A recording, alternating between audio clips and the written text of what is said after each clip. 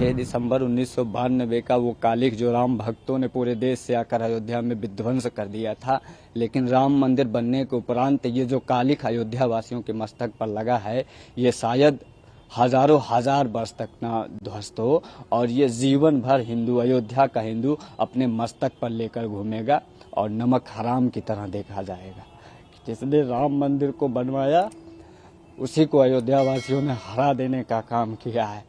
ये संपूर्ण अयोध्या के लिए, संपूर्ण भारत के हिंदुओं के लिए और संपूर्ण विश्व में पहले हिंदुओं के लिए इससे ज्यादा दुख की बात कुछ नहीं हो सकती है कि जिन माननीय प्रधानमंत्री मोदी जी ने, योगी जी ने जिस अयोध्या में आते थे तो लगता था कि आसपास के किन्हीं सीट के विधायक और सांसद हैं, ऐसा कभी लगा ही नहीं कि वो प्रधानमंत्री हैं।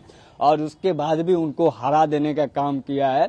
यह कालिख हजारों वर्षों तक चलने वाली है और इसे अयोध्या वासी कभी जो है खत्म नहीं कर सकते हैं। ये बहुत दुखद है और इसको कह पाना कि अयोध्या में क्यों अयोध्या वालों ने भारतीय जनता पार्टी को हरा दिया और उनको कैसे हरा दिया, जो 90 के दशक की वो शाम जब लाखों की संख्या में राम भक्तों को, साधु संतों को यहाँ गोलियों से बूंद दिया था और उन्हीं को जिता दिया। ये बहुत दुख है।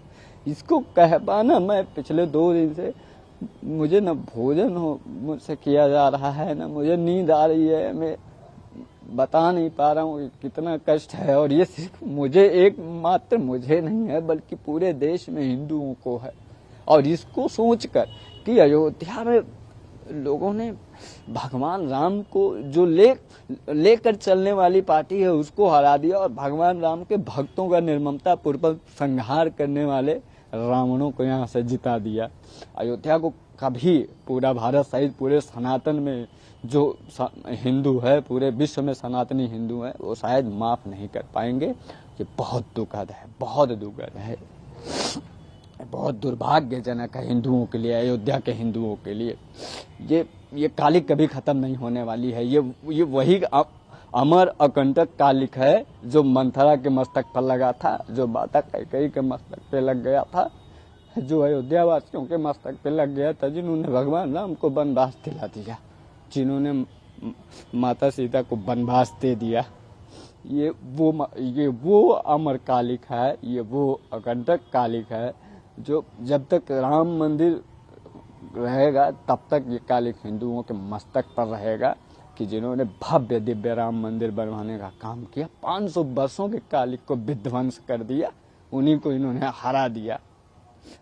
चंद निजी स्वार्थ कहीं लग गए होंगे, चंद रुपए दिख गए होंगे, जिन्होंने यह कहा कि संविधान बदल देगी भारतीय जनता पार्टी। जिस संविधान की बदौलत हमारे प्रभु श्री राम लला भव्य रूप से विराजमान हुए, कुछ जुमलेबाज पार्टियों ने उसी संविधान को ही दांव पे लगा दिया अपनी राजनीति के चक्कर पे, और उन्होंने पूरे देश में ये कहा कि संविधान बदल देगी भारतीय जनता पार्टी। इससे ज्यादा दुखद और क्या होगा। संविधान बदलने की किसी में क्षमता नहीं। लगभग 5 लाख वोट जो है तो भाजपा प्रत्याशी लल्लू सिंह को मिला।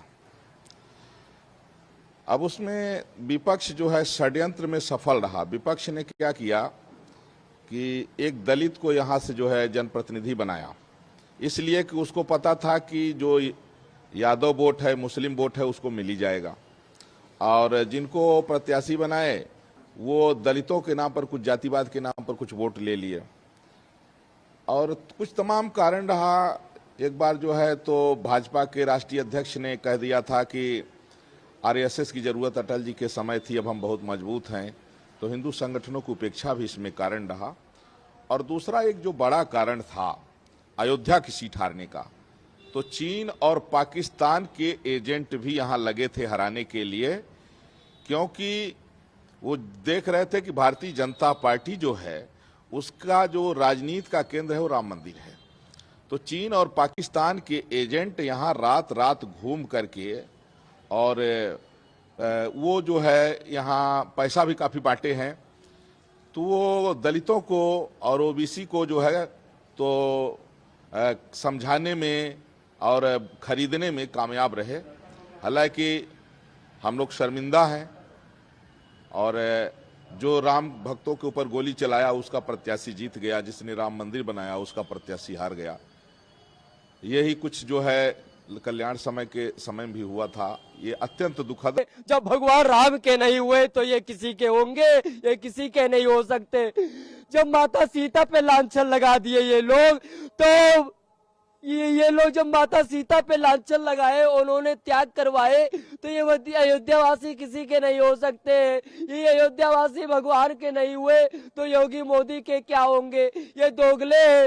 जब भगवान राम गए थे लंका पे चढ़ाई करने के लिए, उस समय भी अयोध्यावासियों को लेके भगवान नहीं गए थे। उनको मालूम था कि अगर अयोध्यावासी को लेके जाएंगे तो वास्तव में धोखा कर देंगे, ये रावण से समझौता कर लेंगे, इसीलिए वो लेके नहीं गए। इसीलिए ये अयोध्यावासी पे कभी विश्वास मत करना।